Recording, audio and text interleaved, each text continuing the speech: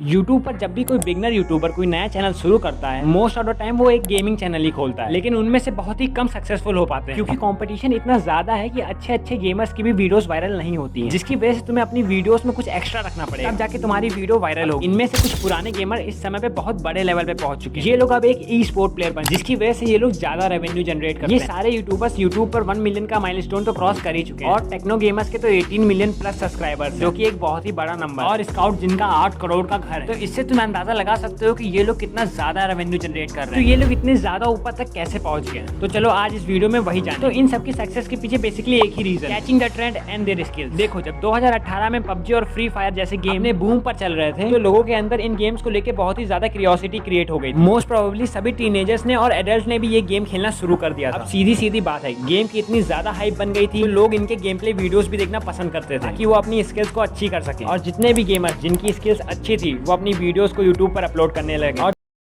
इन्हीं में से एक स्काउट भी था। इसका गेम प्ले अच्छा था, तो इसने अपनी वीडियोस को यूट्यूब पर अपलोड किया और इनकी वीडियोस को भर भर के प्यार मिला और लोगों ने इनके चैनल को दबा के सब्सक्राइब किया, जिसकी वजह से स्काउट ने इतनी तगड़ी ऑडियंस बिल्ड कर ली है। अब जब धीमे धीमे इस गेम का क्रेज बढ़ता गया, तो बहुत सारी कंपनियों ने ई स्पोर्ट्स इवेंट्स कराना शुरू कर दी, तो वजह से इन सारे गेमर्स को एक बहुत ही बड़ा प्लेटफॉर्म मिल गया अपनी स्किल्स को शो करने का, जिसकी वजह से ये सारे गेमर्स एक नॉर्मल गेमर से एक बहुत ही बड़े सेलिब्रिटी बन गए। अब अगर तुम्हें ध्यान होगा, तो जब पबजी स्टार्टिंग में इंडिया में आया था, तो उस समय डायनमो टॉप का प्लेयर था और इंडिया के गेमिंग यूट्यूबर्स में सबसे ज्यादा उसके ही व्यूज आते थे। बट वो क्यों नहीं स्काउट और जोनाथन के लेवल पे पहुंच पाए? तो इसका सिंपल सा जवाब है हिज गेमिंग स्किल्स। जब तक डायनमो इम्यूलेटर में खेलता था, तब तक उसकी स्किल्स गॉड लेवल पर थी। बट जब ई स्पोर्ट वालों ने पबजी का कंपटीशन ऑर्गेनाइज करवाया, तब डायनमो की इम्यूलेटर्स की स्किल्स कोई काम की नहीं। ई स्पोर्ट्स के इवेंट में इम्यूलेटर यूज करना बैन। ये सारे इवेंट्स मोबाइल फोन में होते हैं, तो अगर तुम्हें ई स्पोर्ट खेलना है, तो तुम्हें एक मोबाइल यूजर होना ही पड़ेगा, जिसकी वजह से डायनमो ने अपना गेम इम्यूलेटर से फोन पर शिफ्ट कर लिया, जिसकी वजह से डायनमो का गेम प्ले उतना अच्छा नहीं रहा। डायनमो इम्यूलेटर में जितना अच्छा खेलता था, वो उतना अच्छा फोन में नहीं खेल पा रहा था, जिसकी वजह से दूसरे प्लेयर उससे आगे निकल और डायनमो की ऑडियंस दूसरे यूट्यूबर्स में शिफ्ट हो। लेकिन फिर भी अभी भी डायनमो के वीडियोस पे अच्छी खासी व्यूज आ जाती है, लेकिन डायनमो उस लेवल पे नहीं पहुंच पाया जिस लेवल पे स्काउट, जोनाथन और टेक्नो गेमर्स। तो अब बात करते हैं कि गेमर्स आखिरकार कितना कमा लेते हैं। तो स्काउट ने अपने एक पॉडकास्ट में अपनी रेवेन्यू रिवील की थी, which was 10 to 15 crore per year, जो कि एक बहुत ही बड़ा अमाउंट होता है। लेकिन ये इतना ज्यादा अमाउंट सिर्फ यूट्यूब के एडसेंस से नहीं कमाते हैं, बल्कि इनका main revenue ads, promotion and tournament matches से जनरेट होता है। और शायद यही रीजन था जिसकी वजह से डायनमो ने इम्यूलेटर से फोन पर स्विच कर लिया और आने वाले समय में ये अमाउंट और भी ज्यादा बढ़ जाएगा, जैसे जैसे इंडिया में ई स्पोर्ट्स का क्रेज बढ़ता जाए। जब राज शमानी के एक पॉडकास्ट में स्काउट और थक का इंटरव्यू हुआ था, तो उसमें थक ने ये बोला था कि ये तो अभी एक शुरुआत है, आने वाले समय में इसका क्रेज और भी ज्यादा बढ़ेगा और कोई ऐसा गेमर आएगा जो सबको सरपास कर देगा। तो एक बात तो समझ लो कि गेमिंग इंडस्ट्री में कंपटीशन बहुत ज्यादा है। फॉर एग्जांपल तुम ये देख सकते हो कि स्काउट, जोनाथन और टेक्नो गेमर्स इतने बड़े लेवल पर, लेकिन इंडिया में बहुत ही सारे ऐसे गेमर्स हैं जिनके 1 मिलियन से ज्यादा सब्सक्राइबर्स हैं, लेकिन फिर भी वो यूट्यूब से अच्छा खासा पैसा जनरेट कर लेते हैं। So if you have crazy gaming skills, तो तुम एक गेमिंग का चैनल खोल सकते हो। बस तुम्हें थोड़ी एडिटिंग स्किल्स लर्न करनी पड़ेगी, क्योंकि तुमने अगर अपना एक नया गेमिंग चैनल खोला है और तुम लॉन्ग लेंथ वीडियोस डाल रहे हो, तो कोई भी तुम्हारी वीडियोस को नहीं देखे। तुम्हें अपनी वीडियोस में वॉइस ओवर डालना होगा, या फिर तुम क्लिप्स डाल सकते हो शॉर्ट्स पर, जिसकी वजह से तुम्हें स्टार्टिंग की ऑडियंस मिल जाए। फॉर एग्जांपल तुम अंतर्यामी गेमिंग को देख सकते हो, उसके वॉइस ओवर की वजह से वो बहुत ही ज्यादा फेमस है। या फिर तुम किंग एम्ब्रो को देख सकते हो, उसने अपनी वीडियोस को क्लिप्स काट काट के वीडियो को छोटा कर देता था, जिसकी वजह से उसकी ऑडियंस उसका पूरा वीडियो देख जाती थी। तो यार आखिरी में बस यही कहना चाहूंगा कि इस फील्ड में बहुत ही ज्यादा स्कोप, तो अगर तुम इसमें एक ट्राई दोगे तो ये वर्थ इट होगा। तो बस आज के लिए इतना है।